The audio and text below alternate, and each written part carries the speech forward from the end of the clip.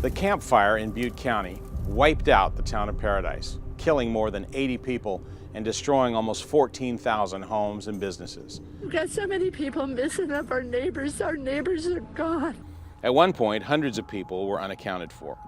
Search and rescue team members Mark Hall and Chris Blair show us the heartbreaking scene and describe the effort to help provide closure to grieving families. At the time we were called out, they were estimating there were 290 to 300 people that were unaccounted for. The fire had already blown through that area, and we were sent to help out with the search and recovery of bodies. We sent a team up of 5 initially, and then the second day additional members came up, and we were given target locations. These were mobile homes that they had a few confirmed reports from neighbors or family members that the person was there and they still haven't checked in. The image is like a war zone where there is literally no structures around. The community is mainly a retirement community, a lot of senior citizens and a lot of mobile home parks. I had recovered bodies that were both burned and disfigured before, but it was totally not that. It was bone fragments only. For 150 square miles, it was complete devastation. So that's a 50-mile by 30-mile swath of area where a whole town is completely scraped off the face of the earth. I've never seen destruction like that. There's nothing left. Entire mobile home parks, down to the frames and axles only. Structures with no walls standing, chimneys only, total incineration.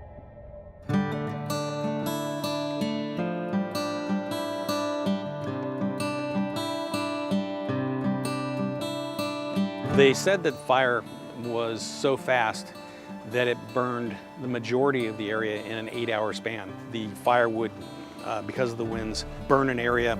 People were evacuating literally right in front of the fire or through the fire, and the winds would blow it, so embers would jump in front of them. So now you've got people that are trapped between 2 walls of fire, and unfortunately there were only 3 or 4 exit routes, which got incredibly clogged up and was probably the cause of most of the people dying. We would send a dog team through to do its initial search. Once we found something, or something that we thought might be human remains, we had access to a forensic anthropologist that would determine whether they were human bones or animal bones. A lot of these people in Butte County, from what I understand, didn't have a lot of time to evacuate. And if they did get the evacuation notice, some of them were reluctant to evacuate when they were told. We saw a little bit of that with the Thomas Fire. And if the instructions go out to evacuate, evacuate as soon as you're told. It's a time for you to get out and allow the people to do their job, fighting the fire or moving equipment. If you're still in the area, you're only doing yourself a disservice. Know what you're going to do ahead of time, and when that time comes, be ready to do it, because that will save your life.